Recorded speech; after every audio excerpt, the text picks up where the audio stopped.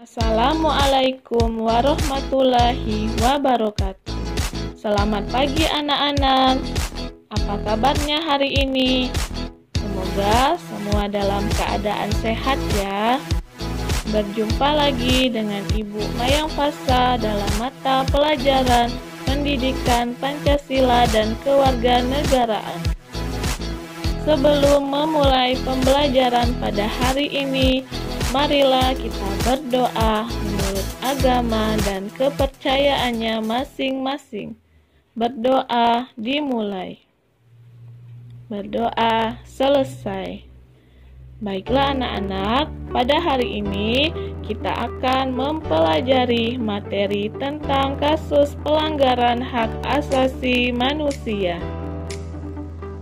Tujuan pembelajaran pada hari ini adalah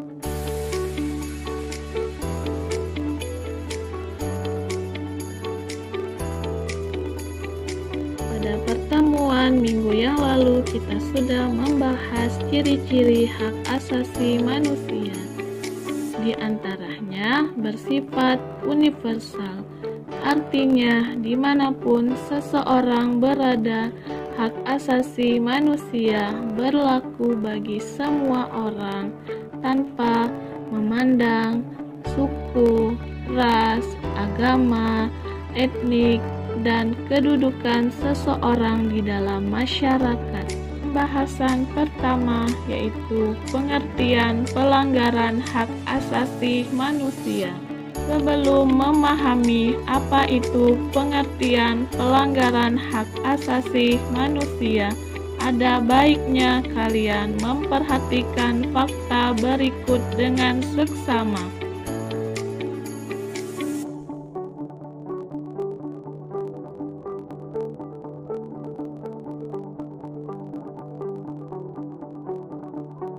Dari hal tersebut telah terjadi pelanggaran hak asasi manusia karena adanya ketidaksesuaian atas kondisi atau sesuatu yang seharusnya terjadi.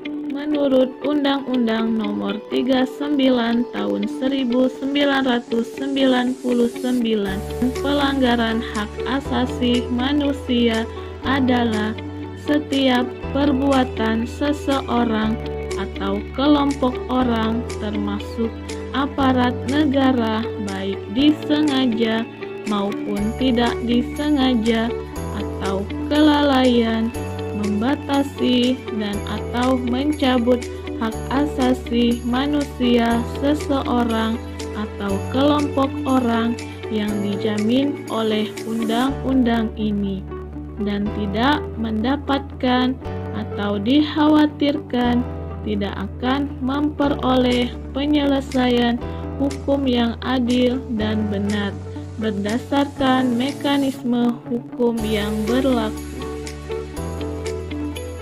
Pembahasan yang kedua tentang bentuk pelanggaran hak asasi manusia.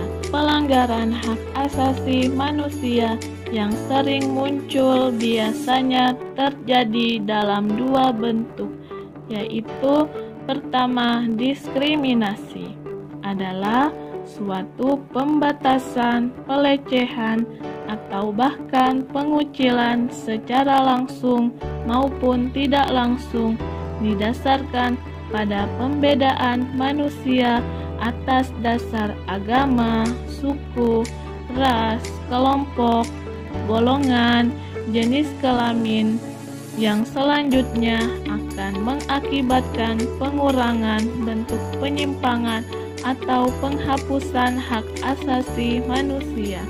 Yang kedua, penyiksaan adalah perbuatan yang dilakukan secara sengaja sehingga menimbulkan rasa sakit yang teramat dalam atau penderitaan baik secara jasmani maupun rohani pada seseorang untuk mendapat pengakuan dari seseorang. Berdasarkan sifatnya, bentuk pelanggaran HAM dapat dibedakan menjadi dua, yaitu pertama, pelanggaran HAM berat adalah pelanggaran HAM yang sifatnya berbahaya dan mengancam nyawa manusia, seperti halnya pembunuhan, penganiayaan, dan lain sebagainya. Menurut Undang-Undang Nomor 26 Tahun 2000 tentang Pengadilan HAM, mengklasifikasikan bentuk pelanggaran HAM berat ada dua, yaitu kejahatan genosida dan kejahatan terhadap kemanusiaan. Yang kedua, pelanggaran HAM ringan adalah pelanggaran HAM yang tidak mengancam jiwa manusia, namun berbahaya apabila tidak segera diatasi atau diselesaikan, seperti kelalaian dalam memberikan pelayanan kesehatan, pencemaran lingkungan, dan pencemaran nama baik. Anak-anak, coba perhatikan video kasus pelanggaran HAM berikut ini.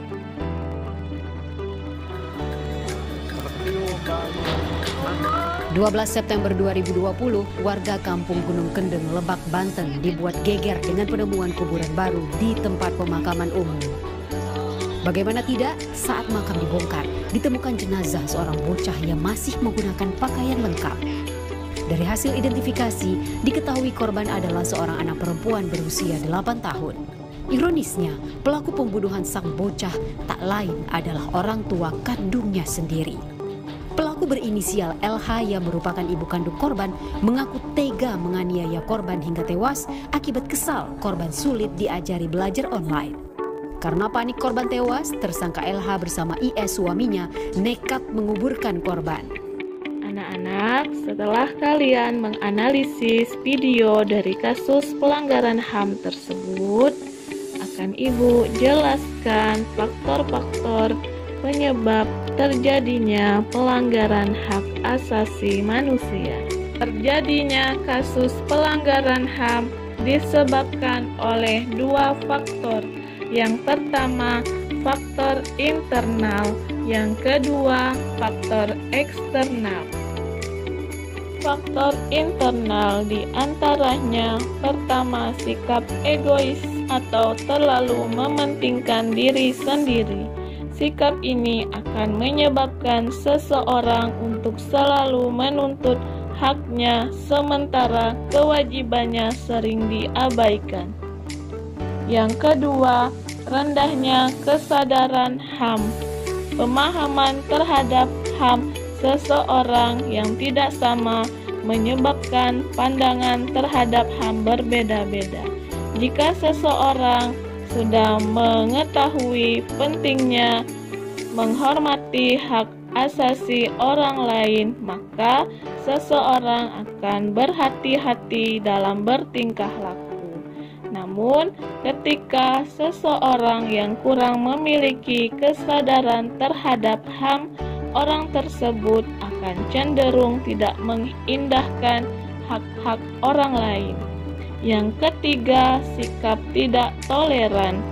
Sikap ini akan menyebabkan timbulnya saling tidak menghargai dan menghormati atas kedudukan dan keberadaan orang lain. Faktor eksternal yaitu dorongan seseorang melakukan pelanggaran hak asasi manusia berasal dari luar diri seseorang.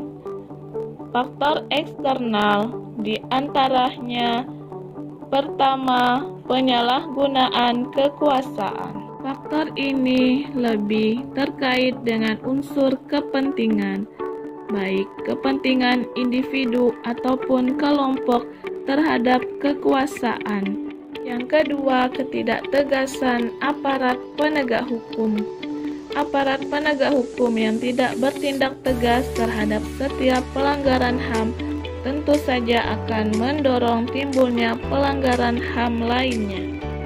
Penyelesaian kasus pelanggaran HAM yang tidak tuntas akan menjadi pemicu bagi munculnya kasus-kasus lain. Para pelaku pelanggaran HAM tidak akan merasa jera karena mereka tidak menerima sanksi yang tegas atas perbuatannya itu. Yang ketiga, penyalahgunaan teknologi.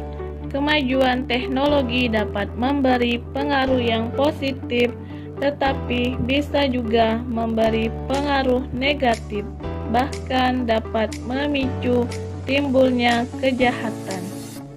Yang keempat, kesenjangan ekonomi dan sosial.